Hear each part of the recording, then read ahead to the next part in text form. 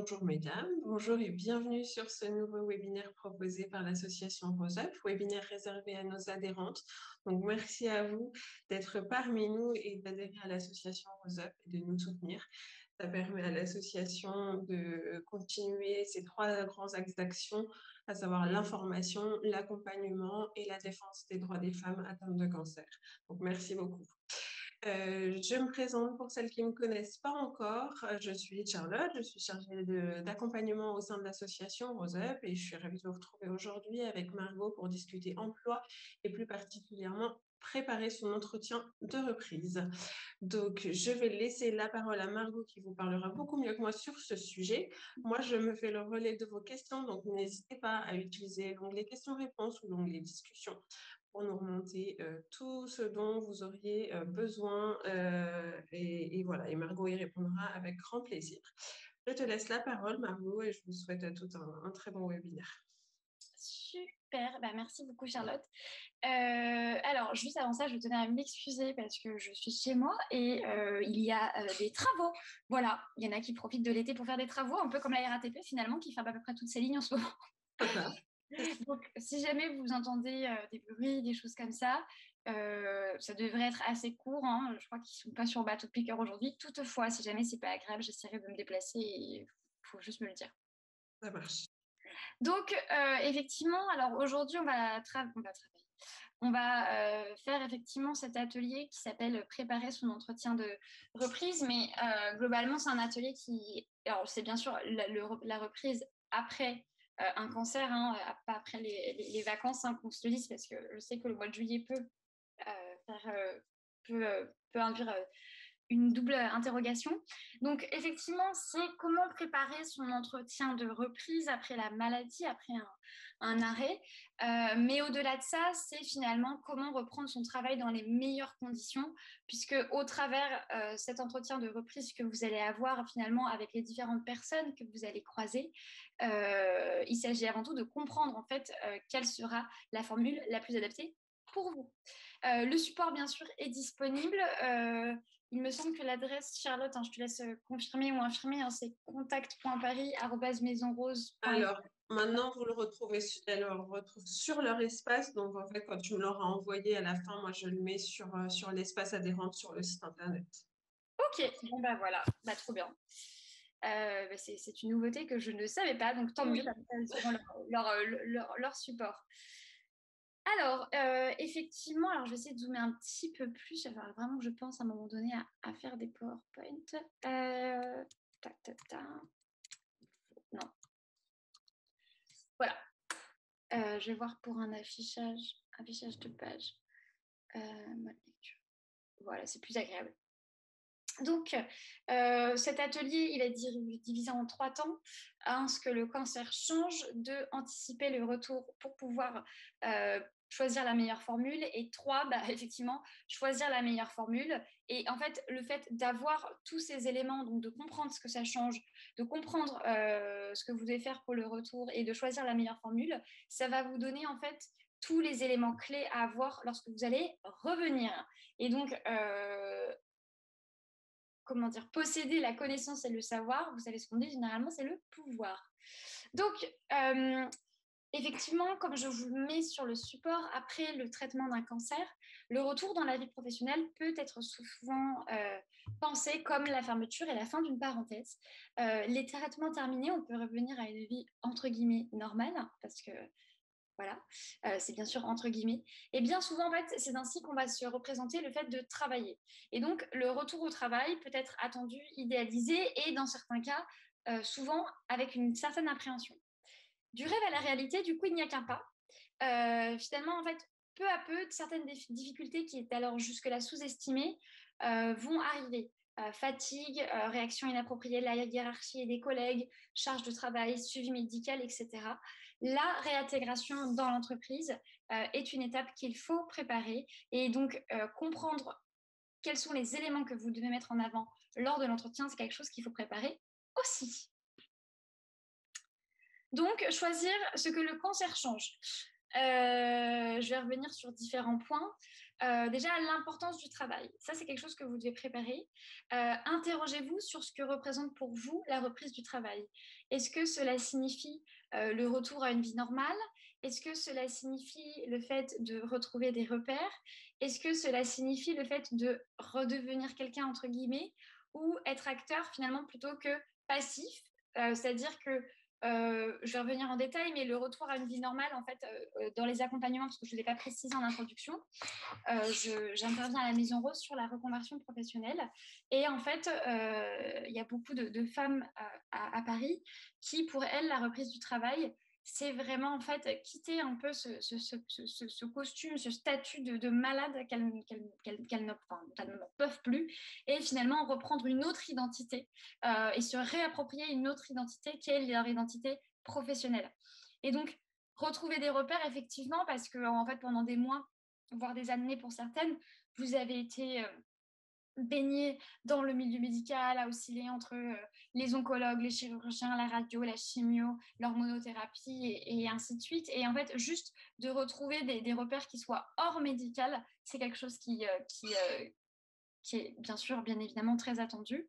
Redevenir quelqu'un, alors là, c'est hyper intéressant, c'est finalement la question de l'identité et comprendre que représente le travail pour vous. Même si ça peut paraître un peu une question philosophique, vous savez très bien que les questions que je vous pose ici, elles ne sont jamais dénuées d'objectifs, c'est-à-dire savoir finalement qu'est-ce que représente le travail va vous permettre d'ores et déjà de savoir dans quelles conditions vous allez aborder votre entretien de reprise. Est-ce que pour vous, le travail, c'est quelque chose que vous voyez comme effectivement une part de votre identité? Est-ce que c'est quelque chose qui vous permet de psychologiquement de marquer la fin d'un cycle? N'hésitez pas d'ailleurs à écrire dans les commentaires si vous avez envie de nous partager vos ressentis. Donc voilà, c'est voilà, de comprendre finalement quel est ce rapport que vous avez avec votre travail. Et effectivement, dans le dernier point, être plutôt acteur que passif, dans les protocoles de soins que vous avez peut-être toutes suivis ou que vous suivez certainement peut-être encore, vous ne décidez jamais. On va vous proposer effectivement tel ou tel traitement, on va vous dire de faire telle et telle chose, d'arrêter ça et ça, de faire ça et ça. Et en fait, finalement, on vous dit des choses et vous suivez le corps médical à juste titre. Et là, en fait, le fait de finalement de redevenir la maîtresse un peu de votre parcours, c'est quelque chose en fait qui peut procurer, pas toutes, hein, mais qui peut en procurer à certaines une forme de bonheur, de plaisir, de se dire, bah voilà, enfin je choisis. Donc, déjà, comprendre, vous, quelle est l'importance du travail. Ensuite, le changement. Et ça, c'est quelque chose que vous devez absolument préparer. Dans le sens où... Ah, je vous ai perdu. Je ne sais pas si vous aussi, vous voyez cette espèce de petite barre noire que j'ai en face, en bas, ou pas, Charlotte? Oui, on la voit. Ah voilà, c'est bon, on la voit plus. Ouais, Ah, là c'est bon. super. Déjà, le changement. En fait, dans beaucoup de cas, on peut se sentir en décalé, en marge, et peu importe la durée des traitements ou le temps que vous avez passé loin de l'entreprise a changé, mais vous aussi. Et là, je tenais à vous préciser les choses qui peuvent avoir changé durant votre absence. Vos collègues, il peut y avoir ce qu'on appelle en anglais un turnover, donc je ne sais pas si on utilise l'expression en français, mais il peut y avoir des personnes qui sont parties. Il peut y avoir eu des remaniements. Alors, vous voyez, on a des remaniements dans nos gouvernements en ce moment, donc c'est le cas en entreprise, hein, des gens qui ont pris des postes.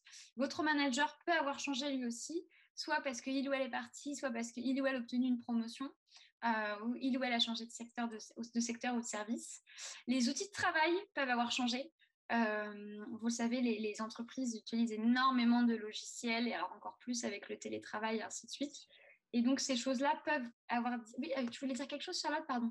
Non, non. Ah, ok. Ces choses-là peuvent avoir changé en votre absence, et les lieux. Alors, je ne sais pas si vous l'avez remarqué, mais il y a beaucoup d'entreprises qui ont déménagé, reménagé avec le télétravail, et elles ont pris des plus petits locaux pour éviter de payer un peu trop cher de loyer, et sachant que beaucoup de salariés sont en télétravail. Donc ça, c'est tout ce qui a pu se passer dans l'entreprise. Et donc, lorsque vous allez avoir votre entretien de reprise, n'hésitez pas à poser des questions sur ces 4 points-là. Comme je vous l'ai dit, vous aurez le support, donc pas besoin de noter, sauf si vous en avez envie, mais voilà, vous l'aurez, donc pas de souci. Donc, intéressez-vous à ce qui s'est passé, les changements qu'il y a eu, les annonces et ainsi de suite. Ensuite, le cancer, il a changé aussi. Il vous a changé vous. Et il a changé l'image que vous avez de vous-même. Votre philosophie de vie, par exemple, avant, je passais mes jours et mes nuits au travail et ainsi de suite. Est-ce que finalement, j'en ai toujours envie? Vos priorités qui ont été totalement chamboulées et bousculées. Et le regard que vous portez sur votre travail. Voilà. Et donc, c'est pour ça que souvent, dans les... alors, je ne sais pas comment ça se passe pour Bordeaux, mais à Paris, en fait, le cycle de reconversion professionnelle, il est en 3 temps. Et en fait, on fait 3 heures, j'attends 3 semaines, on refait 3 heures, j'attends 3 semaines, on fait 2 heures. Donc, en fait, ça se passe finalement sur 6-8 semaines. Et il faut savoir que la moitié des personnes que j'accompagne, voire les 3/4, finalement, à force de faire ce travail et de comprendre pourquoi elles ont vraiment envie de changer de métier, on se rend compte que la plupart du temps, c'est plus un souci de forme que de fond. Et ça, je le redis, c'est-à-dire que parfois, on a l'impression qu'on en a marre de notre métier. En fait, non, on n'en a pas marre de notre métier, on en a marre des conditions dans lesquelles on exerce ce métier. Et donc, avant votre reprise, avant votre entretien de reprise, pensez aux conditions dans lesquelles vous exerciez votre travail. Est-ce que ces conditions vous conviennent? Est-ce que la charge de travail, la tranche horaire, la tranche horaire sont des choses qui vous plaisent ou pas?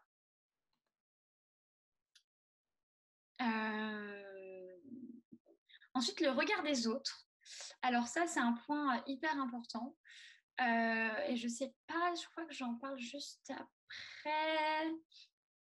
Je regarde juste un petit peu. Ouais, ok, j'en parle. Mais je vais en parler, aussi maintenant. Il arrive que la maladie change le regard des collègues et crée un décalage. Ce changement va être toujours difficile à appréhender des deux côtés. Et généralement, que ce soit pour eux comme pour vous, on ne sait jamais trop comment se comporter par rapport à la maladie. Alors, je revérifie. Ouais. Bon, écoutez, je vais vous le dire maintenant parce que de toute façon, au pire, ça sera pas perdu. Ce qui est hyper important, c'est que avant mais là pour le coup, c'est valable pour votre visite de pré-reprise, mais aussi quand vous allez réintégrer l'entreprise, vous êtes la chef d'orchestre de la communication autour de votre maladie. C'est-à-dire que les personnes, et j'entends très souvent, on me dire ah mais Margot, mes collègues, ils n'ont pas eu la réaction que j'attendais, ou alors ils se sont comportés bizarrement, machin, je comprenais pas, etc. Vous êtes la chef d'orchestre. Donc, c'est-à-dire que dès que vous arrivez, et même durant votre entretien de pré-reprise avec votre manager, vous pouvez déjà vous entraîner sur lui expliquer comment vous avez envie qu'on parle de la maladie. C'est-à-dire, il y a 2 cas. Soit effectivement, les personnes ne savent pas que vous étiez malade et dans ce cas-là, libre à vous de leur dire ou pas. Soit elles le savent, et pareil, hein, ça dépend de vous, de votre caractère, des relations que vous entretenez avec les personnes. Libre à vous de donner des informations sur la maladie, sur ce que vous avez eu, etc. Franchement, honnêtement, je vous conseille vraiment de réfléchir à comment vous avez envie d'en parler, parce que ce qu'il va falloir faire, c'est effectivement de calibrer la communication. Parfois, en fait, vos collègues peuvent se demander si vous recherchez des contacts ou si vous recherchez être seul, si vous souhaitez de l'aide ou si vous préférez vous débrouiller seul. Est-ce qu'au contraire, il faut parler de la maladie ou il faut éviter le sujet? La plupart du temps, en fait, les collègues se retrouvent un peu démunis face à tout ça et ils aimeraient exprimer leur compassion ou leur aide, mais ils ont peur de dire quelque chose de travers ou de mettre les pieds dans le plat. Et donc, la plupart du temps, en fait, quand on ne sait pas quoi faire, qu'est-ce qu'on fait? On ne fait rien. Et donc, la plupart du temps, le silence sera souvent présent. Et donc, c'est un cycle que ça peut créer un cycle de communication qui n'est pas compris, parce qu'en fait, vos collègues ne savent pas comment vous parler, donc ils disent rien. Mais du coup, vous, en fait, vous dites, attendez, je me sens un peu ignorée, invisible, pourquoi on ne me pose pas de questions? Donc, n'hésitez pas à donner le là, à faire un point d'une dizaine de minutes pour mettre à plat, pour se dire ce que vous attendiez et ce que vous n'attendez pas. Par exemple, est-ce que vous serez absente si vous êtes en mi-temps thérapeutique? Oui, pendant combien de temps? Est-ce que vous souhaitez parler de la maladie? Si oui, jusqu'à quel degré? Comment votre humeur et votre énergie peuvent être affectés par la maladie, s'il y en a qui ont repris le travail et qui sont encore en chimio, que oui, il peut y avoir une modification d'apparence, et ainsi de suite. Voilà. Encore une fois, vous n'êtes pas du tout obligé de parler de tous ces points-là, mais c'est une idée c'est une idée de petites questions que vous pourriez aborder si vous avez bien sûr envie de les aborder. Et donc, quelques statistiques à savoir avant la reprise, pour savoir pour vous-même et peut-être que votre futur manager. Après le traitement d'un cancer, alors, oui, beaucoup de personnes, en fait, voient la reprise du travail comme la reprise de la vie d'avant, sauf que non, en fait. Hein. Entre-temps, votre corps a beaucoup souffert, et donc, en fait, le cancer, et vous le savez peut-être, et vous le savez sûrement mieux que moi, va venir bousculer votre fonctionnement cognitif. Et donc, il peut y avoir des difficultés de concentration, diminution de la force physique, de la fatigue. Et là, en fait, on va tomber sur un espèce de double paradoxe, où, d'un côté, vous avez votre entreprise qui va vous mettre des impératifs de productivité, et elle va attendre à ce que vous soyez éventuellement aussi performant qu'avant. Et vous allez redoubler d'efforts avec l'envie de montrer que vous y arrivez autant qu'avant, mais avec le risque de vous épuiser davantage. Donc, quelques chiffres. Après le traitement d'un cancer, les salariés, par exemple, 61% des salariés, donc 2 personnes sur 3, se sentent plus fatiguables qu'avant, ce qui n'est pas rien. 41% souffrent de troubles du sommeil, 33% des troubles de la mémoire et de la concentration, et 14% de douleurs chroniques.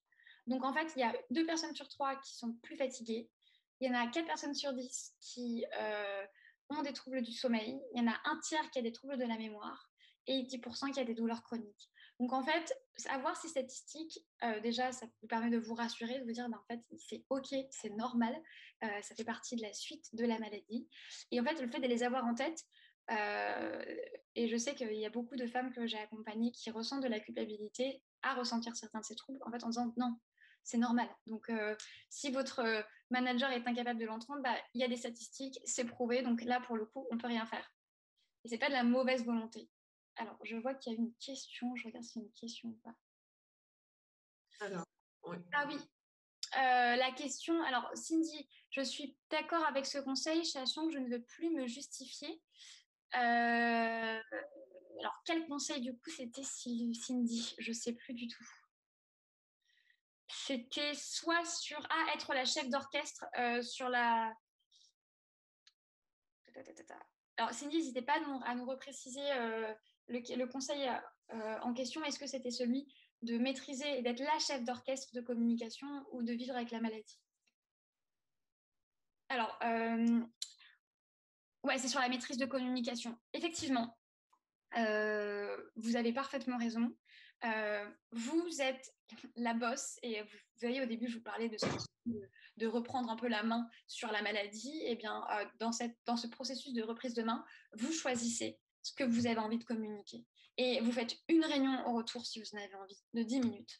Vous leur dites, voilà, j'ai eu ça. Si vous en avez envie, hein, bien sûr.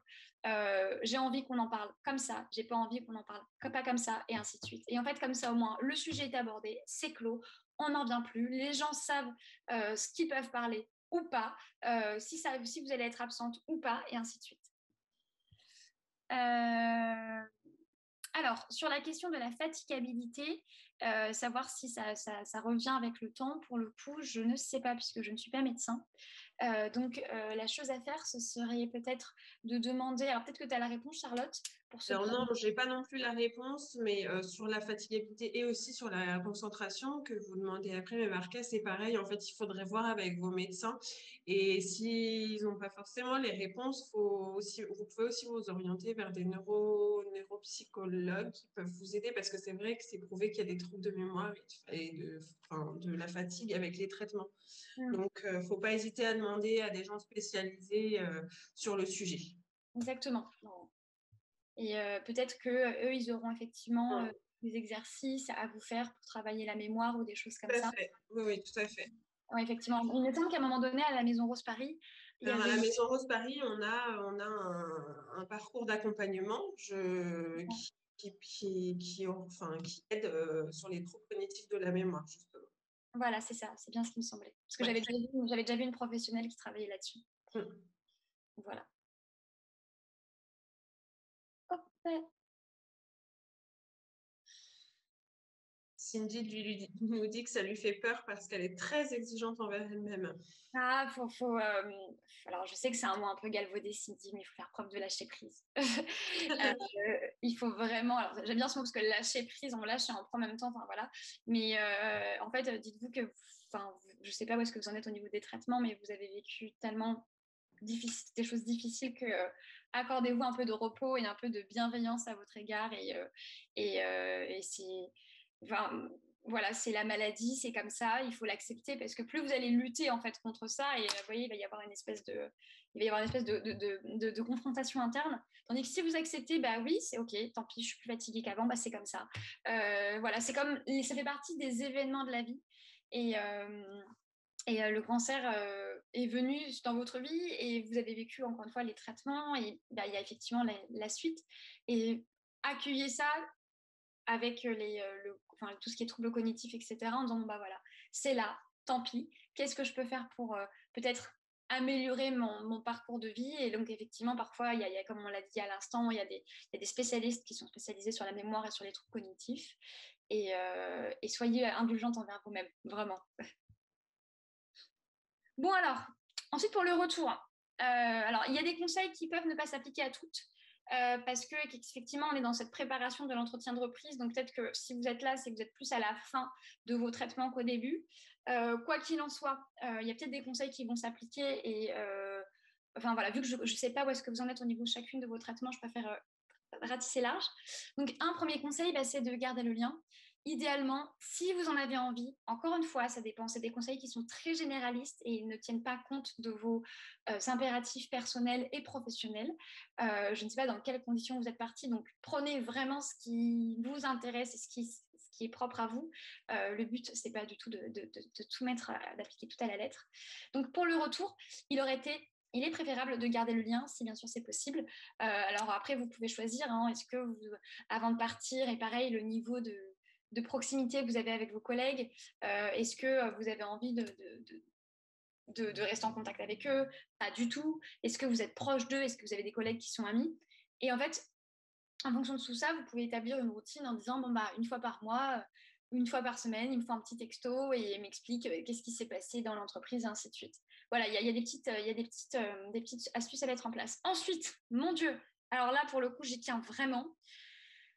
Prenez un temps de convalescence. C'est-à-dire que c'est pas parce que les traitements sont finis que le cancer lui aussi. Entre les traitements et la reprise, il y a beaucoup de médecins qui veulent enchaîner, alors qu'en réalité, je pense qu'il serait plus qu'utile et nécessaire de prendre un petit temps de reconstruction pour préparer l'après. C'est-à-dire, à qui demander? Bah, en fait, vous demandez qu'on décale votre date de reprise à votre médecin. Et quelques idées, bah, en fait, si vos traitements se terminent, mettons, le 15 août, et qu'il voudrait que vous repreniez le 18 ou le 19, bah, tant pis, vous dites non, j'ai besoin de 2 semaines pour me préparer. Alors, vous ne lui dites pas que vous voulez faire... enfin, que ça dépend de votre proximité, mais juste en fait d'avoir cette espèce de moment d'entre-deux pour vous laisser émotionnellement anticiper la suite. Comme on l'a vu au début, enfin, voilà, on passe du monde médical au monde professionnel et en fait, il y a des fois, la transition est beaucoup trop brutale.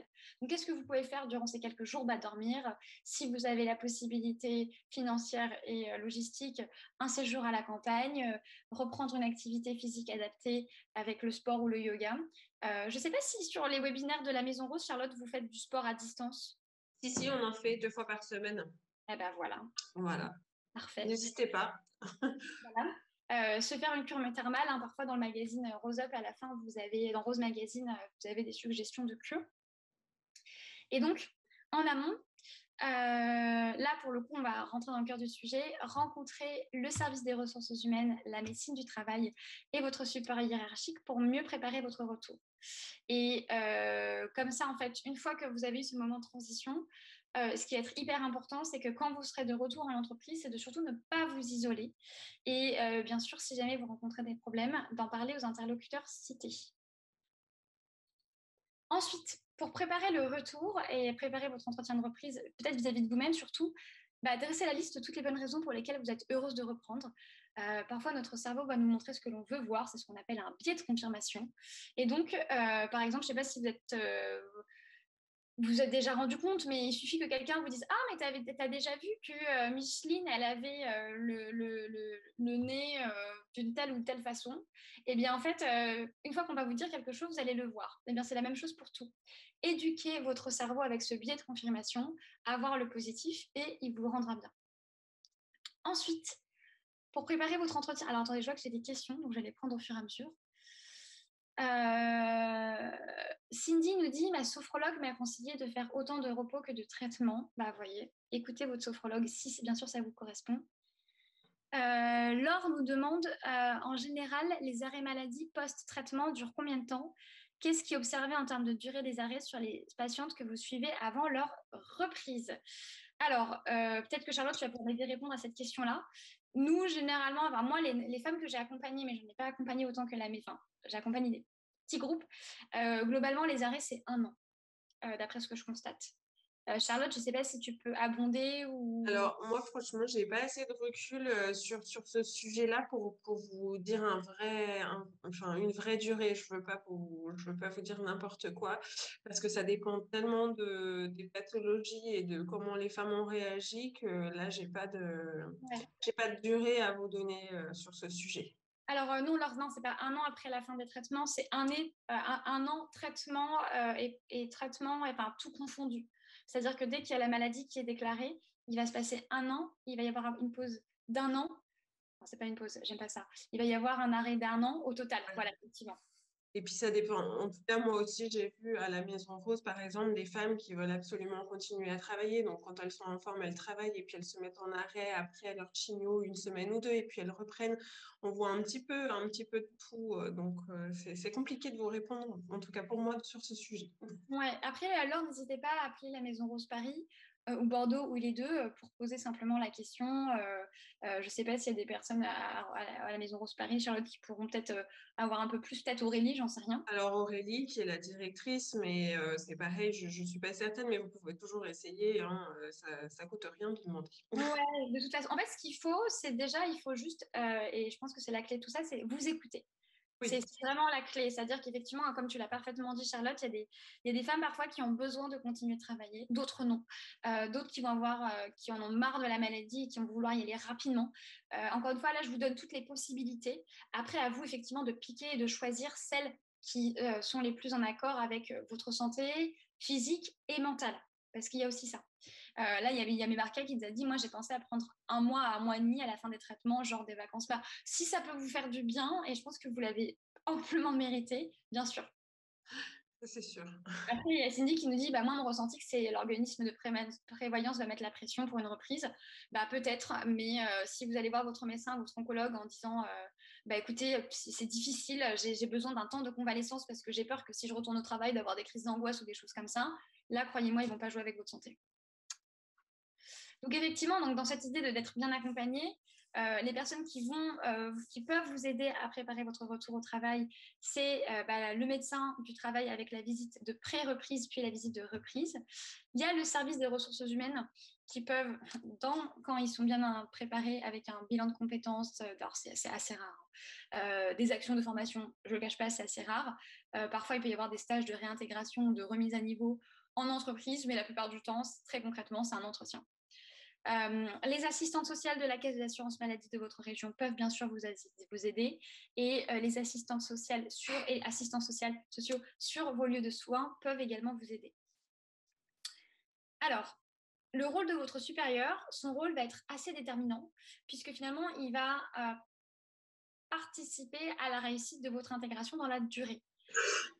En fait, il va devoir veiller au respect de l'aménagement de poste avec le temps qui sera nécessaire. Et donc, une triple stratégie doit être mise en place avec la médecine du travail, le supérieur hiérarchique et les RH. Et donc, la visite de pré-reprise avec le médecin, qu'est-ce que c'est? En fait, il s'agit d'une consultation avec la médecine du travail pendant l'arrêt maladie. Elle va permettre de préparer la reprise du travail. À ce moment-là, le médecin va évaluer votre état de santé. Donc, et franchement, n'oubliez rien, ne minimisez rien, apportez l'ensemble des documents médicaux dont vous disposez, les comptes rendus d'hospitalisation s'il y a eu, de consultation. Votre médecin du travail pourra se mettre en rapport avec votre médecin traitant ou oncologue s'ils ont besoin d'informations supplémentaires. Et là, à ce moment-là, il va évaluer en lien avec votre employeur les contraintes de votre poste de travail, à savoir les contraintes physiques. Est-ce que vous avez un métier où il y a des ports de charge, il y a des marches prolongées, où vous êtes assis pendant très longtemps, si voilà, vous ne pouvez pas rester assise. Est-ce qu'il y a des contraintes organisationnelles? Est-ce que vous faites du travail de nuit? Est-ce que vous avez un travail isolé? Est-ce qu'il y a des contraintes chimiques? Est-ce que, par exemple, vous travaillez dans un laboratoire? Est-ce qu'il y a des contraintes biologiques ou psychologiques au niveau de la charge mentale et ainsi de suite? À partir de ce moment-là, le médecin va vous conseiller sur les modalités de votre reprise au travail. Sauf opposition de votre part, ces recommandations seront transmises à votre employeur de façon à ce qu'il puisse réfléchir le plus tôt possible à leur mise en œuvre pratique. Cette visite doit être assez précoce dès que vous arrivez à la fin des traitements, de façon à anticiper les aménagements nécessaires. Elle peut être réalisée à votre demande, à celle de votre médecin traitant ou à celle du médecin conseil. Voilà, la visite de pré-reprise, elle va vraiment, chez la médecine du travail, vraiment genre, dresser une image globale de tout ce que le travail peut avoir comme implication sur votre santé, et ainsi de suite. Et ensuite, basé sur ça, je vais vous parler des différentes formules qui existent pour vous. Donc, déjà, il y a le mi-temps thérapeutique. Donc, le mi-temps thérapeutique ou le temps partiel thérapeutique, ça va vous permettre de reprendre votre poste en douceur, en ménageant votre fatigue et en vous laissant un temps pour vous.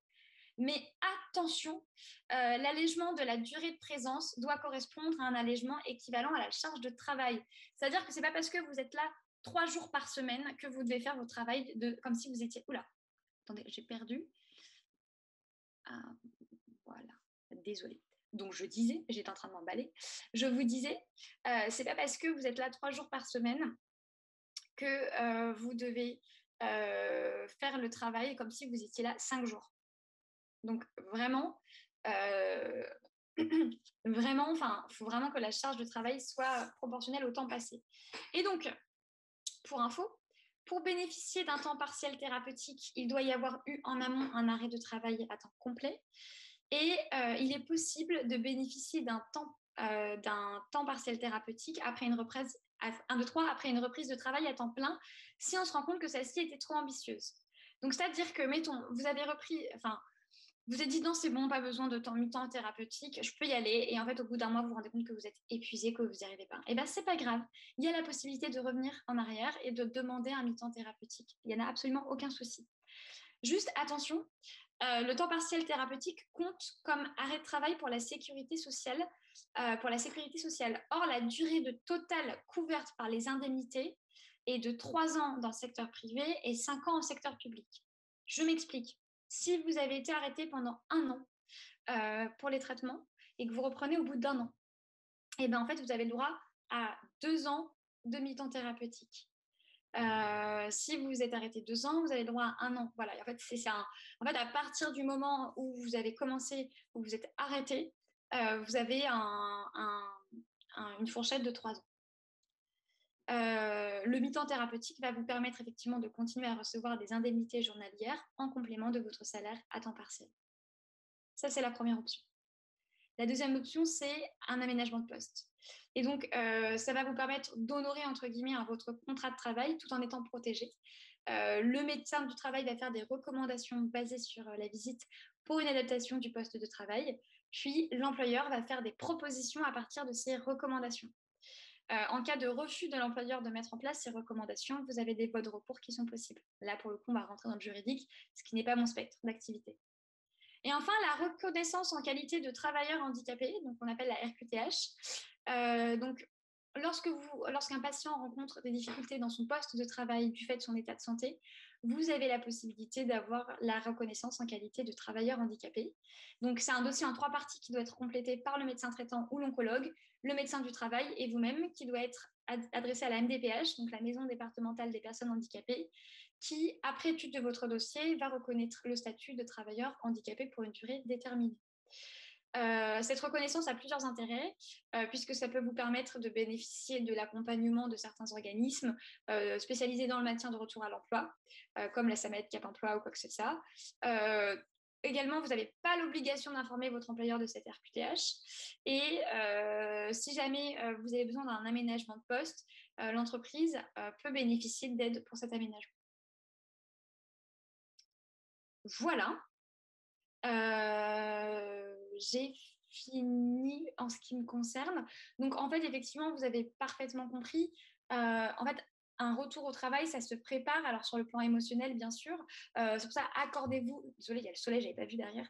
Accordez-vous une pause si jamais c'est nécessaire entre les traitements et la reprise du travail. Préparez votre entretien, soyez honnête avec vous-même et honnête et n'essayez pas de minimiser les symptômes avec la médecine du travail pour avoir la meilleure option possible. Voilà. Et bien sûr, un conseil hyper important, vous êtes la chef d'orchestre de tout ça au niveau de la communication, donc choisissez comment vous avez envie d'en parler. Imposez-le, mais pour moi, imposez-le, c'est pas un terme négatif. Hein. Dites comment vous avez envie d'en parler, comme ça sera réglé. J'ai bien Voilà. aimé ton idée de réunion, d'ailleurs, réunion de rentrée. Bon, voilà, il m'est arrivé ça. J'aimerais qu'on en parle comme ça. Je trouve que c'est une très bonne idée. Bah oui, parce qu'en fait, le cancer touche toutes les familles. Et donc, on connaît toutes des personnes ou tous des personnes qui ont été touchées de près ou de loin par un cancer. Donc, en fait, ça nous renvoie finalement à chacun de nous une certaine vision. Et donc, après, effectivement, c'est difficile de dire, voilà, façon de faire un pot de retour en disant, bah voilà, je reviens. Au limite, vous écrivez le texte et vous dites, bah voilà, je reviens. Voilà comment j'ai envie d'en parler. Vous pouvez me poser des questions. Je serai absente de temps en temps. Ne me demandez pas si ça va. Ça sert à rien. Ouais, ou alors, au contraire, on peut en parler hyper librement. Je peux répondre à vos questions. Sachez que voilà, ça dépend vraiment du caractère et de l'envie de chacune. Donc voilà, comme ça, au moins, c'est figé et on passe à autre chose, quoi. Bah, Elisabeth nous dit justement que la difficulté pour elle, c'est de savoir comment en parler. Et ça, après, oui, c'est sûr qu'il faut. Ouais. Après, de toute façon, ça dépend de la relation que vous avez avec vos collègues. Ça va dépendre aussi de l'impact de la maladie sur votre vie professionnelle. C'est-à-dire, si vous devez vous absenter une fois par mois, une fois par mois, c'est discret, mais une fois par semaine, comment vous préférez que les gens réagissent? Voilà. D'accord. Si vous êtes encore sous traitement et que vous allez avoir de l'alopécie ou que vous allez, enfin voilà, que vous allez perdre vos cheveux et que vous avez pas envie de mettre une perruque parce que ça gratte et que vous avez envie d'y aller la tête telle que vous êtes, pareil. Enfin voilà, ça dépend de toutes ces petites choses-là, projetez-vous, fermez les yeux et imaginez comment ça va se passer. Après, si vous êtes au début des traitements, c'est peut-être un peu tôt pour le dire. En effet. Alors, on a Laure qui nous parle de son cas, qui nous dit qu'elle est auto-entrepreneur et agent commercial en auto-entreprise. Du coup, il faut qu'elle travaille en gros pour gagner sa vie.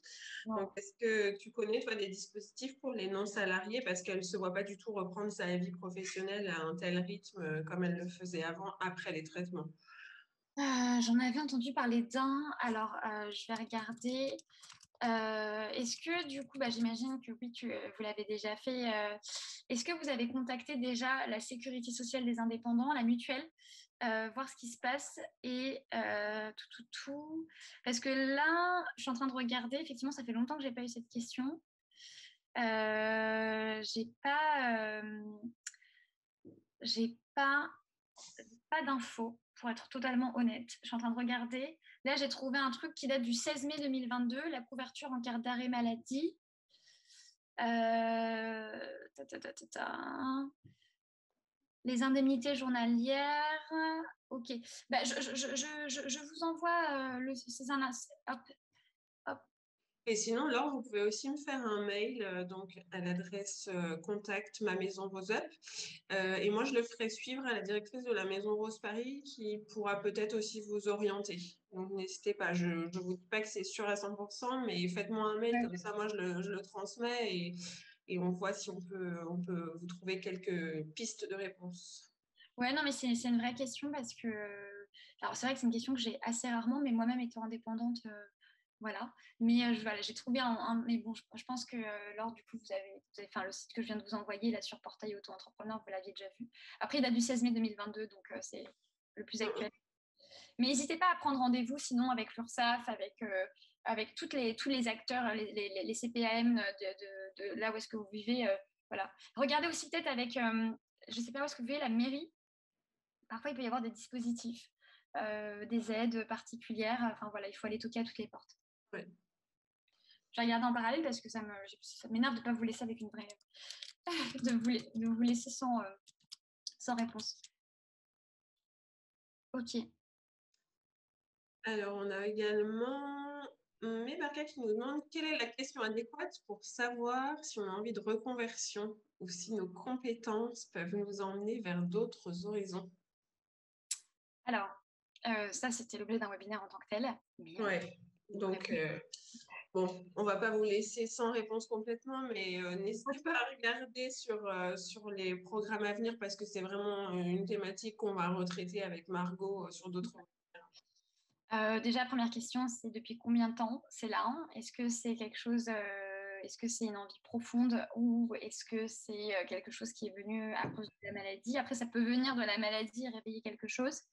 Parce qu'en fait, il faut savoir que quand vous êtes au niveau professionnel, quand vous avez une maladie comme le cancer, il y a un sentiment d'urgence qui se crée. Et donc, en fait, dans ce sentiment d'urgence, en fait, on a envie d'aller très vite. Et en plus de ce sentiment d'urgence, en fait, on a l'impression que parfois, en fait, on n'a pas suivi nos rêves, etc. Enfin, on remet tout en question, y compris la vie pro. Et c'est pour ça que je vous dis vraiment de prendre le temps de faire le fond et la forme. Il faut faire la différence entre une envie soudaine et un désir profond qui est là depuis hyper longtemps. Donc voilà, c'est juste de savoir en fait déjà d'évaluer depuis combien de temps c'est là, et puis en fonction de savoir si c'est là depuis longtemps, de voir en fait si c'est possible. Voilà, parce que on voit souvent les reconversions comme étant noir et blanc, sauf qu'en fait les reconversions professionnelles, c'est plus facile quand on est cadre et qu'on gagne 4 000 euros par mois. Enfin, je vois plus souvent des cadres gagner 4 000 euros par mois devenir boulanger que des boulangers devenir cadres. Donc c'est quand même assez élitiste finalement dans la façon d'être. Donc voilà, il faut prendre en compte tous ces paramètres-là. Mais on fera bien sûr un webinaire là-dessus. Ouais. Bien sûr, Charlotte. On en a déjà fait un. Donc, Oui, on en a déjà fait un il n'y a pas longtemps, donc la thématique ne reviendra peut-être pas tout de suite. Mais normalement, Mébarka, vous avez dû recevoir hier déjà la page des replays spécifiques à nos adhérentes. Donc peut-être qu'il est déjà monté et disponible sur les liens que je vous ai envoyés. Si jamais ce n'était pas le cas, ça va venir très vite. okay. Donc vous pourrez le regarder et ça pourra déjà vous donner des pistes de réponse. Parfait. Alors, n'hésitez pas, hein, si vous avez d'autres questions à poser à Margot. Hein, on est encore... je sens Margot qui est très, très prise par la question de l'or. Je sens que ça t'embête de ne pas, Oui, oui, pas avoir de réponse. Ah oui, mais non, mais parce que, enfin, voilà, moi je suis aussi un entrepreneur, donc c'est des questions, c'est des réponses que je devrais avoir pour me renseigner. Non, là, j'ai trouvé un autre site pour les Ouais. indemnités, mais bon, enfin, bref, tu vois, typiquement, j'ai une amie qui a, ça a absolument rien à voir, mais c'est pour te montrer à quel point les entrepreneurs, nous, on a un peu les bas-fonds de la sécurité sociale. J'ai une amie qui est enceinte, qui est entrepreneur. Le congé, donc déjà, c'est pas 7 semaines, c'est 8 semaines. Et sur les 8 semaines, c'est 800 balles par mois. Cadeau. Bon, bah, merci. J'espère continuer. Donc, en fait, finalement, quand tu veux être enceinte, quand tu es entrepreneur, il faut que tu prévois que tu mettes de l'argent de côté. Ouais. Enfin, et encore là, ça va mieux qu'avant parce qu'il y a quelques années, c'était pire que ça. Et ça dépendait de ce que tu avais gagné. Là, c'était vraiment horrible. Donc, en fait, les entrepreneurs, les indépendantes, nous, on est les bas-fonds de la sécu, quoi. Ça, c'est s'en fout. Donc, c'est pour ça que ça me tracasse parce que je m'identifie à l'or et je me dis, bon. Donc, voilà, mais j'ai regardé. Après, je ne sais pas qui c'est qui pourrait répondre à ces questions-là. Peut-être des comptables ou des choses comme ça. Peut-être que les comptables, ils connaissent les trucs. Oui, peut-être. Et après, alors n'hésitez pas aussi peut-être à regarder sur le site de Juris Santé et peut-être que eux aussi peuvent vous donner des pistes. Alors même si c'est pas complètement juridique, mais peut-être qu'ils savent aussi vous orienter sur ce genre de questions. Parce qu'en plus, depuis un an, avant, il y avait le régime social des indépendants et le régime de la sécurité sociale. Et maintenant, en fait, on a fusionné. On est sous le même régime. Wouh. Oui. Donc, ouais. Bah, écoutez, merci Cindy qui nous remercie qui te remercie pour tes informations parce que ça correspond à ce qu'elle attendait. Donc super, merci Cindy pour votre Avec grand plaisir. Après, encore une fois, moi, je veux vraiment que vous ayez en tête que c'est vous les boss en fait dans cette histoire. Et voilà, même si les médecins, en fait, on a tendance à avoir une confiance un peu aveugle aux médecins. En fait, juste, les médecins, ils sont très bons dans ce qu'ils font, mais il y a bien une chose qu'ils ne connaissent pas, c'est bien vos vies. Et même si vous allez en rendez-vous médical toute souriante, bonjour, hyper poli, machin truc, ça se trouve, ça fait 3 semaines que vous dormez. Et en fait, à l'idée de reprendre la semaine prochaine le boulot, c'est quelque chose qui vous fatigue. Donc, qui va son rôle de médecin? Bien sûr. Par contre, n'hésitez vraiment pas à vous affirmer si vous avez envie de 1 mois, 2 mois après le traitement, juste pour souffler, pour faire des activités, pour suivre les programmes Rose Up, pour regarder des webinaires, pour juste tranquille. Voilà. Et il faut vraiment avoir en tête que c'est vous la bosse. Et ça, c'est avant le retour au travail. Et donc, lors de votre entretien de pré-reprise, bah, listez vos conditions, quoi. Je vous le rappelle, on appelle ça un congé maladie, mais vous n'étiez pas en vacances, en fait. Hein. Vous n'êtes pas parti pendant 1 mois faire un an faire un tour du monde. Hein. Là, vous faisiez le tour de vos cellules et c'était déjà amplement suffisant. Donc, je pense que vous avez plus que mérité d'imposer vos conditions de reprise et de dire ce que vous avez envie, en fait. Il est temps. Oui, tout à fait. C'est le mot de la fin. Ouais, c'est un bon mot de la fin, je trouve. En tout cas, merci pour toutes ces pistes de réponse, Margot. Merci à toutes d'avoir été avec nous. Soyez donc maîtres de vos vies, hein. Imposez-vous, n'hésitez pas. Il faut y aller, il ne faut pas hésiter. Je vous souhaite à toutes une bonne fin de journée, mesdames. Bonne fin de journée, Margot, puis à très bientôt. Ouais, bon été pour celles qui partent en vacances. Ouais. Ou qui ont la chance de vivre dans des villes où on se sent en vacances, ce qui est pas Paris. Quoique, sans les touristes, sans les Parisiens, c'est pas mal. Ouais. Ouais. Mais Barka nous dit bon appétit. Bon appétit à toutes. Profitez de vos vacances. Je t'envoie le support dans les minutes qui suivent, Charlotte. Et comme ça, vous le retrouvez très vite sur votre espace adhérent.